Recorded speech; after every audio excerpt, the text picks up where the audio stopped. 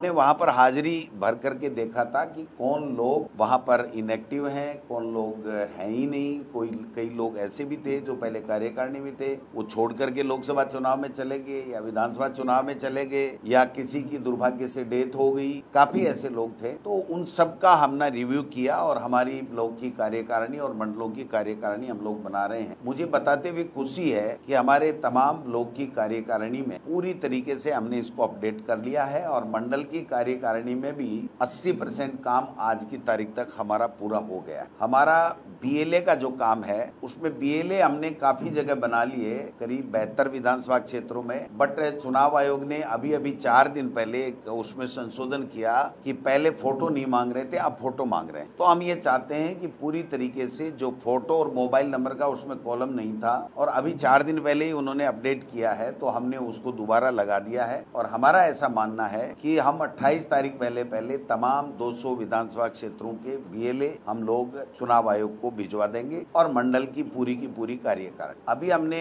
नगर Congress committee हमारी पहले केवल 80 जगह बनी हुई थी, जो कोई इंटरेस्टेड था उसने बना ली, नहीं बनाई, लेकिन नए तरीके से हमने ये तय किया है 246 नगर पालिकाएं जहां पर ब्लॉक का अकेला अगर कोई ब्लॉक है शहर का, तो वहां हमने अलग से नगर नहीं बनाया, ब्लॉक कांग्रेस कमेटी बनाई है और नीचे वार्ड कांग्रेस कमेटी है। लेकिन अगर ब्लॉक के अंदर शहर भी है और ग्रामीण भी है, तो उस नगर पालिका के क्षेत्र में, चाहे वो नगर पालिका हो चाहे वो नगर परिषद हो, उसमें हमने नगर कांग्रेस कमेटी बनाया। वो 246 है। तकरीबन आधे से ज्यादा हमने वहां के नगर अध्यक्ष बना दिए हैं और उनकी कार्यकारिणी के लिए आज से हमने एक अभियान चालू किया है कि सारे के सारे जयपुर मंडल के तमाम प्रदेश कांग्रेस कमेटी के जो हमारे ऑब्जर्वर थे, उन्होंने अपनी अपनी रिपोर्टें प्रस्तुत की हैं और इनको अब नेक्स्ट टास्क जो हमने दिया है कि जो नए नगर कांग्रेस कमेटियां बनाई हैं उसमें नगर की कार्यकारिणी 30 लोगों की,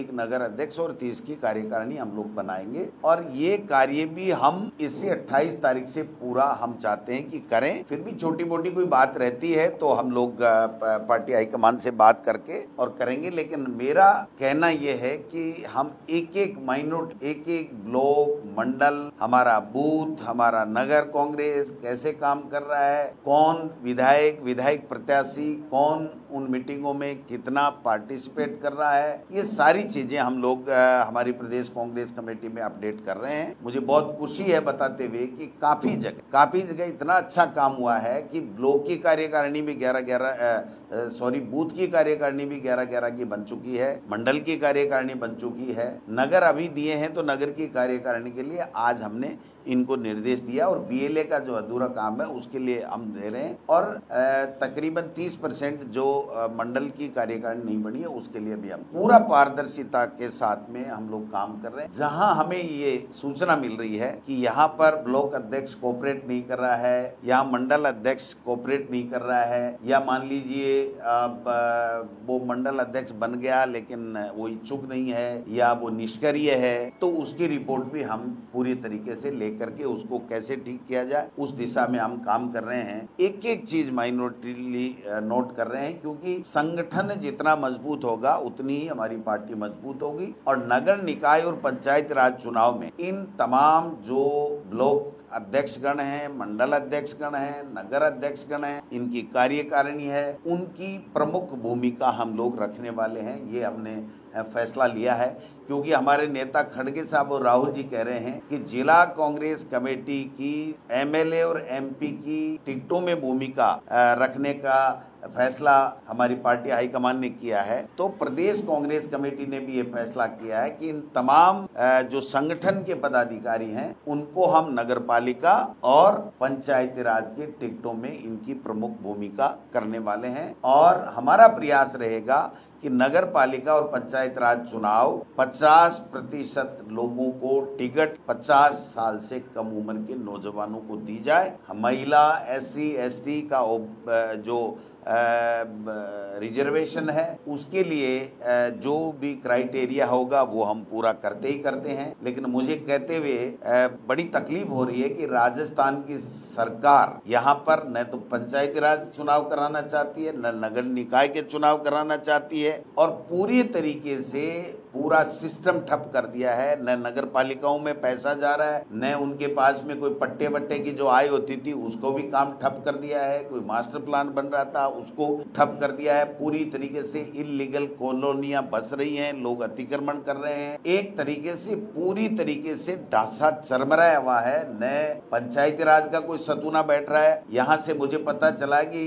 जिला परिषदों को ये कहा गया है कि जहां जहां कांग्रेस के प्रधान हैं, जहां जहां कांग्रेस समर्थित ज्यादा सरपंच हैं, वहां पर नए काम स्वीकृत नहीं किए जाएं, पक्के काम स्वीकृत नहीं किए जाएं। मैं समझता हूं कि ये पहली बार हो रहा है। किसी तरीके की एड नहीं, किसी तरीके का बजट नहीं, चुनाव है नहीं, प्रशासक लगा दिए और उनको काम करने से भी रोका जा रहा है। परिसीमन का काम इनसे हो नहीं रहा है। जो ओबीसी आयोग ये लोग बाग जिसकी 2022 का फैसला है, लेटेस्ट है, उसके बाद में इन्होंने 1.5 साल हो गई सरकार आए, न तो उन्होंने आयोग बनाया जिससे वो सर्वे कर सके कि ओबीसी की हमारे यहाँ कितनी संख्या है। क्योंकि सुप्रीम कोर्ट ये कहता है कि जब तक आप ओबीसी का आरक्षण दोगे, किसी भी चीज का आरक्षण दोगे, उसका सर्वे आपके पास में अधिकृत रूप से होना चाहिए, तभी आप उतनी प्रतिशत ओबीसी आप दे सकते। तो ये सर्वे इनको 1.5 साल में करा लेना चाहिए था, लेकिन इनको चुनाव कराने ही नहीं है। अभी आप देखिए कि राज्य निर्वाचन आयोग का काम है चुनाव कराना, लेकिन घोषणा कौन कर रहा है? मंत्री कर रहे हैं। मंत्री भी कौन से कर रहे हैं? खर्रा साहब कह रहे हैं हम इतने नवंबर से इतने नवंबर के बीच में, दिसंबर के बीच में चुनाव कराते। वो होते कौन है चुनाव की घोषणा करने वाले? ये संवैधानिक संस्थाओं को जीरो करके रख दिया इन्होंने। आप राज्य निर्वाचन आयोग तय करेगा कि कब होगा और किस प्रकार से चुनाव होगा, वो राज्य सरकार का काम नहीं है। इनका काम था परिसीमन, जिसकी नगर निकाय के चुनाव उसका भी परिसीमन की डेट चलेगी और पंचायती राज की भी चलेगी, और कोर्टों में लोग अटक गए क्योंकि इन्होंने तानाशाही की है, संविधान के विपरीत कार्य किया है, गाइडलाइन के विपरीत कार्य किया है। आज भी ऐसी पंचायतें, एक पंचायत के गांव को 1 किलोमीटर से हटा करके 6 किलोमीटर, 8 किलोमीटर, 7 किलोमीटर, 5,000 की आबादी, 6,000 की आबादी की ग्राम पंचायत में फिर कोई गांव मिला दिया। मतलब मर्जी आए जैसे तोड़ मरोड़ करके अनाधिकृत लोगों ने यहाँ परिसीमन में तांडव नृत्य कर रखा है, जिसकी हम लोग निंदा भी करते हैं और लोग कोर्टों में जा रहे हैं। मैं फिर कहना चाहता हूं कि जो ही इनका नोटिफिकेशन आएगा, 100% कम से कम 1,000 से ज्यादा ग्राम पंचायतें नगर निकाय में या पंचायती राज में, पंचायत समितियों या ग्राम पंचायतों की रिटें राजस्थान उच्च न्यायालय में जाने वाली, क्योंकि इनको चाहिए ये कि कोर्ट में मामला उलझ जाए और उलझने के बाद में ये लोग बाग काम नहीं कर सकते। जब 4 जुलाई राजस्थान उच्च न्यायालय ने कह दिया कि आप पहले हमको बताओ और उसके बाद में कुछ करना, जब इनकी डेट 4 जून थी फाइनल करने की, तो इनको जाकर के मई में फैसला आया था। इनको अर्ली हेयरिंग लगा करके राजस्थान उच्च न्यायालय को, माननीय न्यायालय को ये कहना चाहिए था कि साहब हमारी नोटिफिकेशन की डेट ही 4 जून है, इसलिए आप हमें जल्दी दे दीजिए, हम ये इस काम को जल्दी पूरा कर लेंगे। आज तक सरकार में से कोई भी व्यक्ति ने जाकर के नहीं कहा। और पंचायती राज राज्य मंत्री जो है, पंचायती राज राज्य मंत्री, कैबिनेट मंत्री तो कुछ बोलता है नहीं, बोलता है तो जो बोलता है आपको सबको पता है। शिक्षा मंत्री है तो शिक्षा के बारे में नहीं बोलेगा, पंचायती राज मंत्री पंचायत के बारे में नहीं बोलेगा, वो गाय के बारे में, माँ के बारे में, पेड़ के बारे में और कुछ आरएसएस के बारे में, इस तरह के, या हमारे ऊपर अनलगर आरोप लगाना है, उस तरह की बातें करेंगे। वो आज तक कहीं भी नहीं बोला। और राज्य मंत्री ओटाराम देवासी कह रहा है हम तो अभी 12 महीने नहीं करा रहे। राजेंद्र जी राठौड़ साहब भी अनऑफिशियली जब लोग जाते हैं तो कहते हैं कि 2027 में हम पंचायती राज चुनाव कराएं। एक देश एक चुनाव का राग अल्पाने वाली, 1 स्टेट 1 इलेक्शन की बजट, उसमें राज्यपाल अभिभाषण में कहने वाले लोग अभी तक भी उपचुनाव भी भरतपुर और गंगानगर का नहीं करा पाए। गंगानगर में फार्म नॉमिनेशन हो गया, उसके बाद में हाई कोर्ट से स्टे लेके आए, और वो भी हाई कोर्ट का स्टे कैसे लेकर के आए कि ये 4 बीजेपी के वहां पर जिला परिषद मेंबर थे, एक का बैकडेट में इस्तीफा दिलाया, कलेक्टर से यहाँ पर लिखवाया। जब 1 अप्रैल के बाद के पहले के रिक्त का चुनाव हो रहा था तो उसका वहां पर इस्तीफा 25/4 को दिलाना और फिर 31/5 को भेजना, और फिर वहां से कोर्ट से स्टे ला करके सेम डे 1 बजे तक फार्म भर गए। उसके बाद में भी उन्होंने ये चुनाव, तो जहां इनको लगता है कि छोटा मोटा चुनाव हम जीत सकते हैं वहां चुनाव करा देते हैं। भरतपुर में और गंगानगर में आज भी 1.5 साल से जिला परिषद का जिला प्रमुख नहीं है, और भरतपुर में तो हद ही कर रखी है, इन्होंने धज्जियां उड़ा रखी है कानून की। जिला कलेक्टर को प्रशासक लगा रखा है, इनके पास में जिला प्रमुख बनने लायक नहीं। तो मैं ये कहना चाहता हूं कि इस संगठन के माध्यम से हम संगठन का भी काम कर रहे हैं, और पंचायती राज और नगर निकाय के चुनाव में किस तरीके से कैसे हमको आगे बढ़ना है इस दिशा में भी हम लोग काम कर रहे हैं।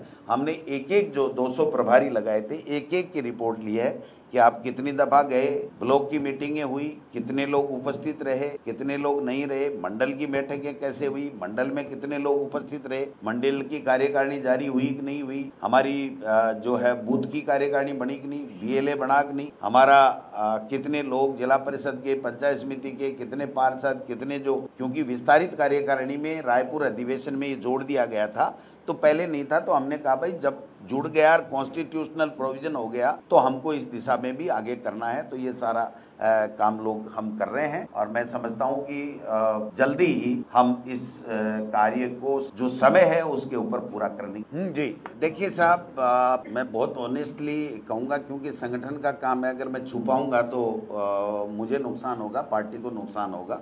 जिले में एक दो जगह ऐसी आ रही हैं कि वहां पर लीडर या लोग एक्टिव कम हैं, तो मैं साथ साथ जहां जो एक्टिव कम हैं उनसे रिक्वेस्ट कर रहा हूं पर्सनली टेलीफोन कर करके कि भाई आपके मंडल की कार्यकारिणी नहीं बनी है या आपके मंडल की बनी है और आपके ब्लॉक अध्यक्ष थोड़ा सा कम रिस्पॉन्स कर रहे हैं, तो आप बताइए। अगर वो संगठन में काम करने के इच्छुक नहीं है तो हम पार्टी हाईकमान से बात करके उनको चेंज करते हैं, नहीं तो इनको एक्टिव कीजिए। मुझे इस बात का संतोष है कि 99.99% जगह हमें सफलता मिल रही है, सब लोग एक्टिव हो रहे हैं, सब लोग काम कर रहे हैं। जहां थोड़ा बहुत कोई किसी कारण से कोई नहीं हो रहा है तो उससे हम लोग पर्सनली बात, क्योंकि देखिए संगठन का काम है, सबको मिलकर के करने का काम होता है। एक व्यक्ति कोई भी नहीं कर सकता, न गोविंद डोटासरा कर सकता है, न अकेले कोई दूसरा व्यक्ति कर सकता है। इसलिए सबकी सहभागिता जरूरी है, और जहां जहां सहभागिता मिल रही है हम उसमें और तेज गति से आगे बढ़ रहे हैं। जहां थोड़ी बहुत हमें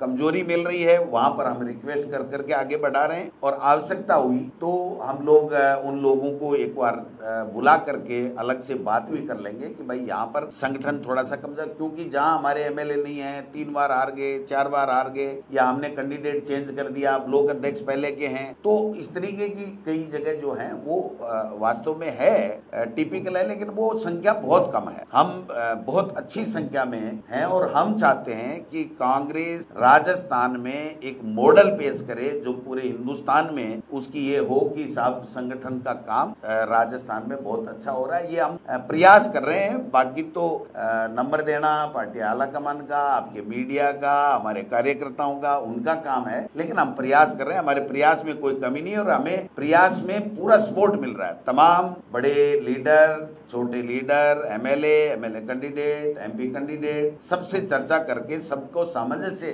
बैठा करके हम संगठन का निर्माण कर रहे हैं। ये हमारे लिए बहुत। आप 73 साल के इतने सीनियर व्यक्ति को, जो 3 बार केंद्र में मंत्री भी रह गए, 5 बार एमपी रह गए, यहाँ 3 बार सीएम रह गए, तो उनके बयान का खंडन क्यों करना चाहते हैं आप? मान लीजिए ना, आप उनके बात के ऊपर, उनके किसी कथन के ऊपर मेरी टिप्पणी मैं समझता हूँ कि ठीक नहीं है। जो उन्होंने कहा है बहुत सोच समझ के कहा है, तो निश्चित रूप से राजस्थान की कांग्रेस कोई दड़े नहीं है, कोई मनमुटाव नहीं है, साथ बैठ करके कांग्रेस के संगठन का काम कर रहे हैं। और मैं तो मेरी कह सकता हूं कि मुझे 100% सब लोगों का कोऑपरेशन मिल। बीजेपी है कौन है बीजेपी में, किसने की है? राजेंद्र जी राठौड़ तो देखो अभी भूमिगत हैं, वो तो परिसीमन में तोड़ फोड़ में लगे हुए हैं, रिजल्ट क्या आता देखते हैं। लेकिन मदन राठौड़ जी को तो मानता ही नहीं है कोई बीजेपी। आप बताओ कोई मानता है? है। अगर मानता तो आरएस मेंस की भर्ती को निरस्त कराने के लिए, वो एग्जाम को निरस्त कराने के लिए आके कह गए मेरी सब जगह बात हो गई, ऊपर हो गई, नीचे हो गई, और वो कल एग्जाम हो रही है। तो बीजेपी के प्रदेश अध्यक्ष की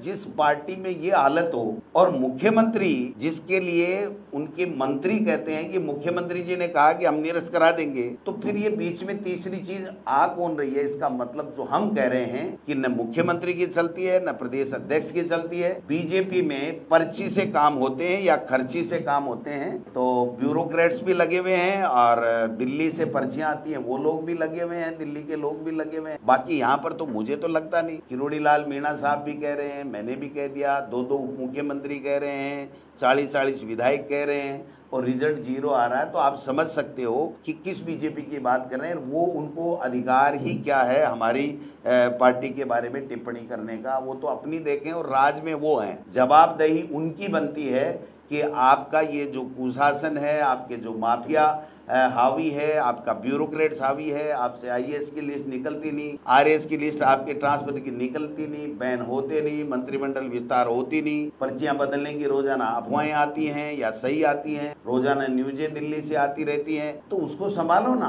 प्रदेश का लोग पानी के लिए, बिजली के लिए, बेरोजगार नौकरी के लिए तड़प रहा है, और आप लोग इधर उधर की बातें करके अपना समय व्यर्थ कर रहे हो और दूसरे पे टिक्का टिप्पणी कर रहे हो। ठीक, वो है कौन? क्या है? राज्य मंत्री है ना। राज्य मंत्री को एक सिपाही का ट्रांसफर का पावर तो है। आप बताओ, उनके कहने से क्या कानून चेंज होते हैं? कितने कानून की किताबें हैं जिसमें जो शब्द हैं, जो प्रचलन में हैं, क्या वो हटा देंगे? ये हटाने की कोशिश करेंगे तब तक तो खुद को हटा देगी जनता। 3.5 साल हो रहे हैं, 1.5 तो गया। देखिए, हम जल्दी प्रयास कर रहे हैं कि जो नए जिले बने हैं उसमें जिलाध्यक्ष बने और संगठन को अलग से उसको मजबूती मिले। तो इस दिशा में शीघ्र ही जो दिल्ली जाकर के हमारे प्रभारी जी, तीनों सह प्रभारी और हम लोग पार्टी हाईकमान से मिलकर के चर्चा करेंगे और इस दिशा में आगे बढ़ेंगे। हम तो साहब प्लान ही नहीं कर रहे हैं, इनके लिए संघर्ष भी कर रहे हैं, चर्चा भी कर रहे हैं। जो ये संविधान तोड़ रहे हैं, इनकी चलती नहीं है, इनके कोई निर्णय करने की क्षमता नहीं है। जो पपेट बैठा करके पूरे राजस्थान का सत्यानाश कर दिया,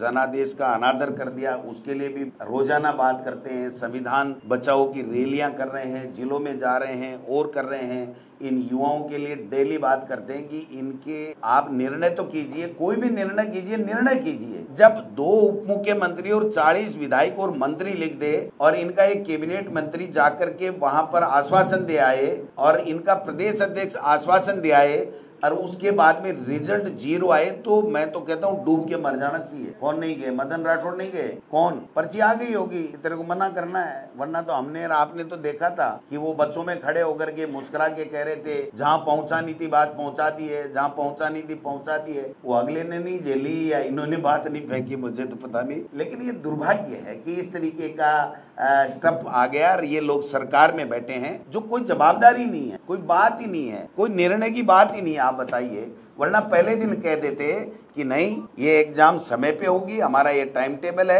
एक तरफ मैं एक बात पूछना चाहता हूँ, ये बच्चों को धोखा क्यों देते हैं? एक तरफ ये कहते हैं कि आरपीएससी यूनानिमस बॉडी है, माध्यमिक शिक्षा बोर्ड यूनानिमस बॉडी है, कर्मचारी चयन आयोग यूनानिमस बॉडी है, और उसके बाद में इनके नेता आके कहते हैं हम निरस्त करा देंगे, हम किसका देंगे। तो इसका मतलब आप चला रहे हो, हम पे तो आप झूठे आरोप लगा। ये होते कौन है? किसी भी संस्था को ये लिख करके देने वाले मुख्यमंत्री या संतरी या प्रदेश अध्यक्ष कि आप ये करा दीजिए, तो फिर इसका मतलब हम पे जो आरोप लगाते थे वो तो केवल आरोप थे, और आप लोग संवैधानिक संस्थाओं की धज्जियां उड़ा रहे हो और बच्चों के साथ में मानसिक उनका शोषण कर रहे हो। आपको जवाब देना पड़ेगा। वो खुद ही कह रहे हैं क्या? जो पदाधिकारी वही कह रहे हैं मैं अनुभवहीन हूँ, आप कह रहे हो ना वही कह रहे हैं।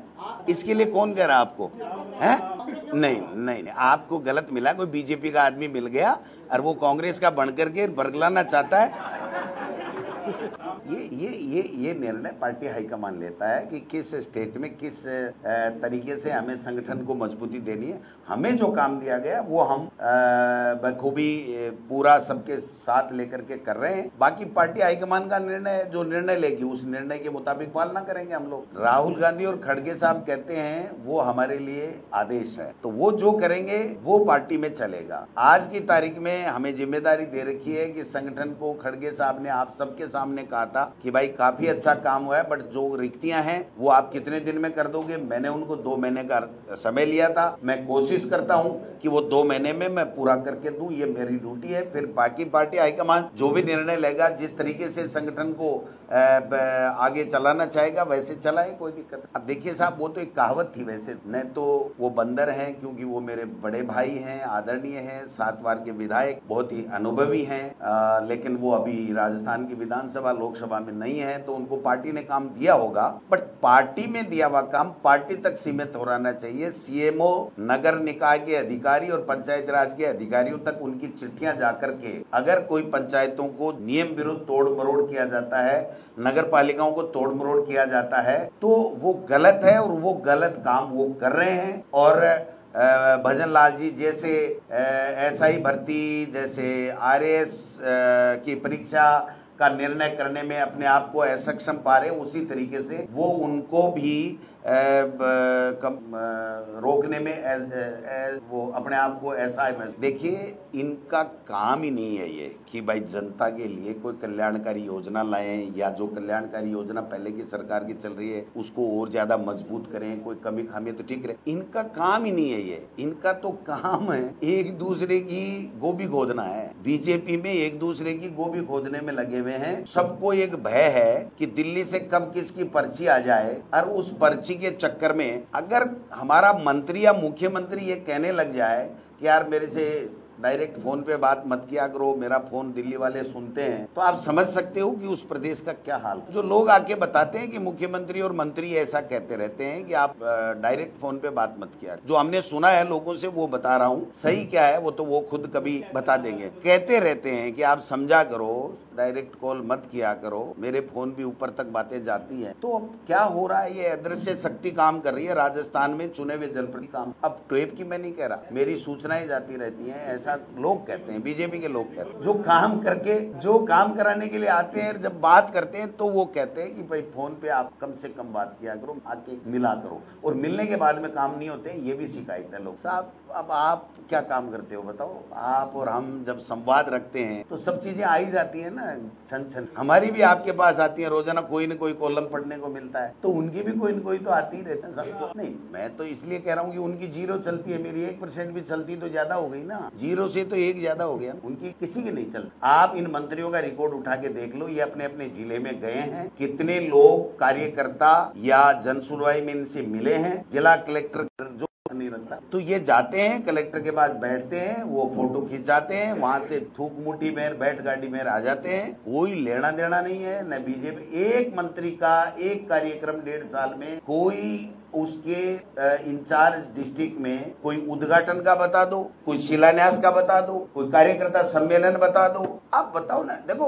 हकीकत बात करनी चाहिए, मुंह देखी बात नहीं करनी चाहिए। हकीकत बात यह है कि उनकी कोई मीटिंग ही नहीं कराना चाहता, उनसे कोई मिलना ही नहीं चाहता। मैं जब जाता हूँ सीकर तो रोजाना के 150 लोग मिलते हैं, और अगर प्रभारी मंत्री जाए और उससे 3 आदमी नहीं मिले तो आप समझ सकते हो ना उनकी क्या हैसियत रह गई। और अधिक विभागों में हैसियत उनकी 0। समीक्षा बैठक आप बताओ, 1.5 साल में 10-10 बार एक विभाग की मुख्यमंत्री समीक्षा ले चुका, और मुख्यमंत्री तो मुख्यमंत्री है साहब, 6-6 घंटे पीछा ही नहीं छोड़ते, पूरी समीक्षा करके रहते। तो आप बताओ, 6 घंटे मुख्यमंत्री अगर एक विभाग की, और 1 महीने में रोजाना एक विभाग की ले ले, तो विभाग का मंत्री कितनी बैठकें लेगा और वो क्या निर्णय करेगा? तो ये मॉडल चेंज करना चाहिए, जनता के काम होने चाहिए, अपना टाइम पास नहीं होना चाहिए। ये लोग टाइम पास कर रहे हैं। तो इन्होंने उपचुनाव की समीक्षा की तो फिर भरतपुर और गंगानगर की भी कर लेते। ये दोनों समीक्षा में आई नहीं, क्या पॉइंट ही नहीं आया इनके पास में?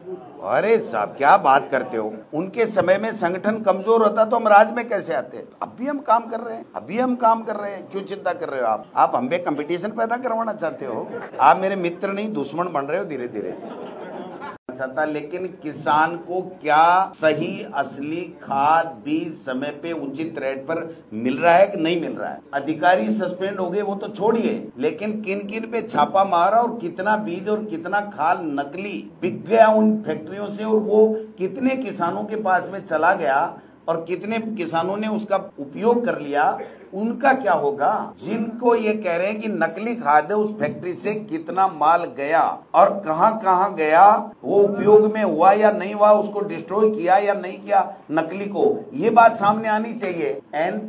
एनपीके कोई खाद है, ठीक है, बांदर सिंदरी में मंत्री जी ने छापा डाला, उसको नकली बताया, उसका पूरा कोऑपरेटिव डिपार्टमेंट के माध्यम से एक एक ग्राम सहकारी समिति में 20-20 टन माल चला गया, क्रय विक्रय सहकारी समितियों में चला गया, पैसा भी मिल गया, 850 रुपए लगभग कट्टे के भी ले लिए। बिहार का एक बिचौलिया आकर के सरकार में बैठे लोगों से सेटिंग कर गया। वो खाद नकली अगर पाई गई, जैसा किरोड़ी जी कह रहे हैं कि मैं जिस फैक्ट्री में गया वो नकली था, तो वो नकली कितने किसानों तक कहां पहुंची और कितना पैसा बर्बाद हुआ किसानों का और कितनी फसल बर्बाद होगी, उसकी जवाबदारी अगर कोई सरकार में बैठा हुआ व्यक्ति ले तो मैं मानूं। मैं तो युवा ही हूं, इसलिए मैं संघर्ष कर ही रहा हूं। युवाओं के लेके ही तो संघर्ष कर रहे हैं, और क्या है। युवा, किसान, महिला, बिजली, पानी, नौकरी, सबके लिए संघर्ष कर रहे हैं। विपक्ष का काम ही संघर्ष करना है, राज थोड़ी है हमारे पास में, हमारा तो संघर्ष ही है। और उसमें कोई कमी लग रही है तो आप सुझाव दीजिए, हम और उसको तेज